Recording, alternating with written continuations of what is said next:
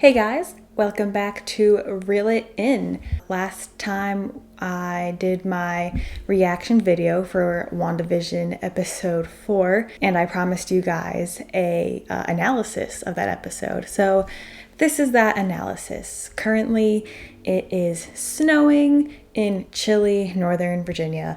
So I said I was going to do the analysis with a friend of mine, but it's going to be just me. So you guys are going to hear some interesting thoughts and theories actually that I had now that this episode is aired. The first three episodes, it was kind of like unclear, like as to, which theory that's circling around the internet is, the right one or the most plausible. But now that this fourth episode has aired, I think it's offered a lot of insight. So let's get to it. So the start of episode 4, we actually see Monica Rambeau be snapped back to our world by the Hulk's snap, after Thanos blipped everyone away for 5 years. And it's kind of interesting that, it seems that when she's being blipped back to Earth, Monica is sort of reliving all of her past moments. You hear these disembodied voices as Monica's whole being gets stitched back together from the dust that she once became. And in it, you hear a voice say, "Lieutenant Trouble." And I think that's actually Captain Marvel's voice. So Carol Danvers. And I just think that's interesting. And I wonder if maybe it might even set up a Marvel 2 villain if my later theory of this villain of this TV show is correct. There's a lot of little connections to other MCU movies, and so I just wonder if that's just an Easter egg for people to find, or if maybe they might mean something. So originally, I had a thought that this WandaVision series does take place after Endgame, and the Hulk snap scene, or the aftermath of it, confirms my thoughts on that. But I do think it's interesting that after Hulk snaps everyone back, we have this really big fight scene between all the Avengers and Thanos and his army. Because Wanda is there. She's in the final battle. And she, if Thanos didn't have those gunships, could have single-handedly destroyed him because she is the most powerful Avenger ever. And she says something to him. She says, "You took everything away from me." And I think that this whole WandaVision series is sort of her trying to pull back everything that she lost. That being said, though, I don't think this is all permanent. She has Vision back, but we see in this episode, not exactly. There's, little weird, distorted things that are wrong. And I really think that her children are not real either. And when she eventually comes back to reality, I'm assuming at the end of this series, it's just going to be so heartbreaking. And I don't know if I'm ready for that. Also, in this episode, we finally find out what the acronym SWORD stands for. It stands for Sentient Weapon Observation Response Division. And my big question is, what are these sentient weapons? Is it things sort of like Ultron?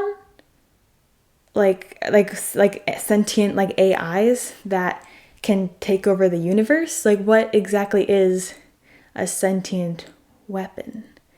And another thing that, SWORD was founded by Monica's mom, who was Captain Marvel's friend.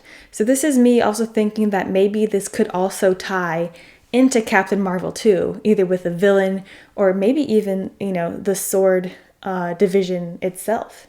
So I don't know. We'll see what happens with that one. So basically, through dialogue, we found out that Monica was doing a lot of space explorations and stuff like that. But for this mission, in this series, she gets grounded and is sent to help the FBI work a missing persons case that takes place in Westview. And the missing persons case is to find someone who went missing in the Witness Protection Program. And so, Mike, who is this person? And I have a thought. This is where my theory comes in. I think the missing person who is in Wanda's protection, but who is also the villain, is Agnes's husband, Ralph. So in this episode, we see that they eventually discover that Wanda Maximoff is in Westview, and she is protruding this reality and of her happy life with Vision and her lovely neighbors, who turn out to be the people missing from Westview. And what the FBI and SWORD do is they sort of do facial recognitions as they're watching this broadcasted life that Wanda is living through. And they match them up to the real people who have gone missing. But do you know who isn't identified among those missing people? Agnes and her husband, Ralph. And I think Ralph isn't actually Ralph. I think he is someone from the Marvel Comics called Mephisto. I know there are a lot of theories out there that think Agnes is the villain or she is Mephisto, and although I don't think she's just another one of these characters in Wanda's alternate reality she's created, I also don't think she is the main antagonist. I just think that would be a little too obvious. And it is obvious that in this whole show, distraction is key. You know, they use humor to distract you from what's actually going on. And I just think in this show, we shouldn't take anything at face value. So my question was, what's the less obvious person? And it's her husband. I think Ralph is Mephisto. And who is Mephisto, you may ask? Well, he is essentially Marvel's version of the devil. He rules a fiery alternate dimension that he calls Hell or Hades, either one.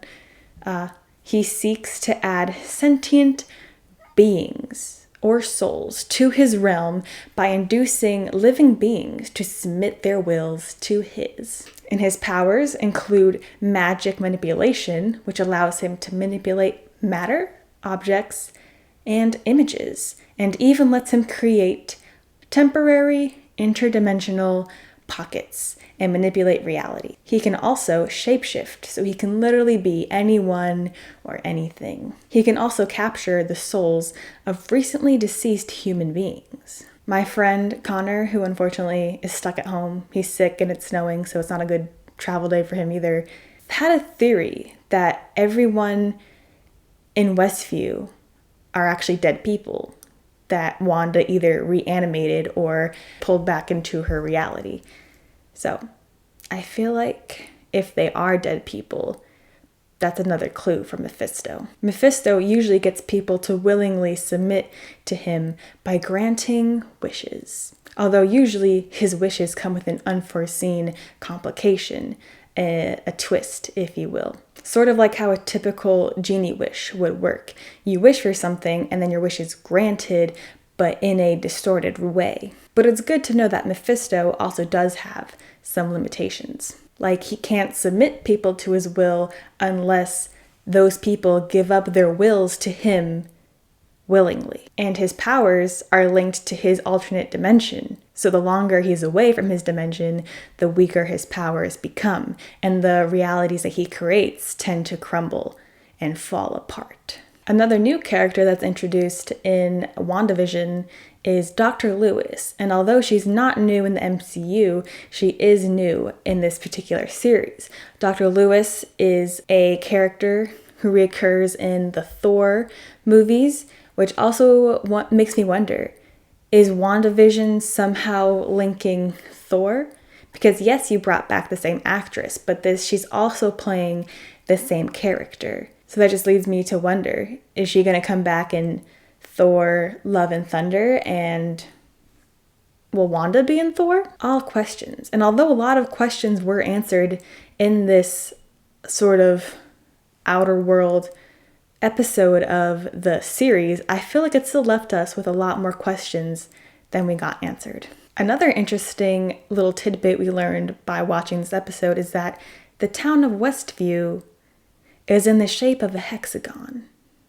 And we see these hexagons mostly in the opening of episode 3 when they're doing the opening Brady Bunch-esque credits. And so I just, for funsies, looked up what the characteristics of a hexagon were. And a hexagon is a plane figure with 6 straight sides and angles. And that kind of made me wonder, are there supposed to be 6 different angles that we're looking at?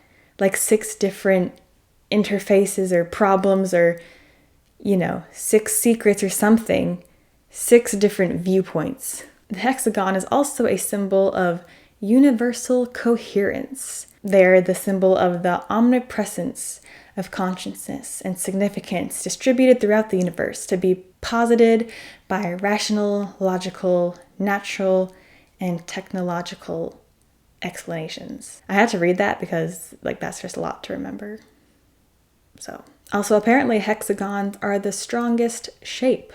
I feel like the US government building should have been called the hexagon and not the pentagon. So then at the end of the episode, we get a new scene that wasn't previously known to us. We see what happens between Monica, or as she's known in that reality, Geraldine, sort of falter with her memory and mention Ultron, and she has the sword pendant, and basically we can hypothesize that Wanda's the one who threw her out, which was confirmed in this episode. But it makes me wonder, Wanda is getting so sucked into this reality that she's living that I think she's starting to forget about the reality she's from. We see that she acts all happy and, she's acting her part. But then these outside forces will sort of pull her out and make her remember something that she doesn't want to remember. But what gets me is that she's always confused after that happens. And that kind of makes me wonder, is she slowly forgetting where she's from? And also, does Vision know that he is supposed to be dead? Or at least he knows something is wrong. Because in this episode, he says to Wanda that they can leave. They can go wherever they want to go. And Wanda says, no, we can't. I think Wanda subconsciously does know exactly what's happening to her, but slowly she's starting to forget. And then and it's very confusing, I feel even for her to forget and then remember and be confused why you're remembering something and then forget again. Oof, my head hurts just thinking about it. But also another interesting piece of dialogue is Wanda saying, no, we can't leave. As in something is keeping her there and won't let her leave. Go back to my Mephisto theory. I think Wanda made a wish to Mephisto, willingly giving up herself to him to have what she desires most of all, and that is the love of her life back and a family. She lost her family. She lost her brother, her parents, her robot boyfriend, her love. And I think this is Mephisto's twist. This is his distorted reality that he has given to Wanda in exchange for her soul. We also see throughout the episode the FBI and SWORD characters actually watching Wanda's alternate reality as it's happening. And then when they try to get through to Wanda and try to bring her back and find out what's actually going on, the scenes that we know are a distorted reality are what is cut off in the broadcasting program. And Darcy actually says, someone's censoring the broadcast. And who? I think Ralph, aka Mephisto, aka the villain of this series, and maybe even a future villain, perhaps in Doctor Strange's multiverse of madness, because we know that has to deal with WandaVision and it's supposed to clean up whatever Wanda did or is doing. And multiverses, come on. Also, Mephisto's colors are red and yellow, and when it was black and white and then things that shouldn't have been there were there, they colorized themselves as red and yellow. So I think that's another hint as well. And I think the main takeaway from this episode and future episodes is not to take everything that is said at face value. We see at the end of the episode when Geraldine, aka Monica, flies back out of that alternate reality, she says, "It's Wanda. It's all Wanda." But I don't think it is all Wanda. I don't think she is keeping herself there on purpose. I think she has to keep herself there because she gave up herself to Mephisto. I think Mephisto is the one who created this alternate dimension for Wanda and the people of Westview to live in. Yes, I think Wanda has a lot of control as to what's going on, but I think how it's perceived to the public eye is all Mephisto's doing in an attempt to keep the whole town and Wanda hidden. He wants to keep it a secret. Well, that's all I really have for you guys today. A lot of this episode was straightforward, it was pretty cut and dry, but those are just some things I saw and some questions that I didn't get answered. Also, next week you guys will get a treat because I hear they're releasing 2 episodes of WandaVision, so you'll get double reaction videos and eventually later double analysis. So it's a treat for me because I like reacting to them, and a treat for you to get to watch my reactions if you enjoy them. So please leave a like, comment, and subscribe to my channel if you want to see more reaction videos for WandaVision, as well as more analysis videos, and perhaps future Marvel series as well. So thank you again, guys, and I will see you next time.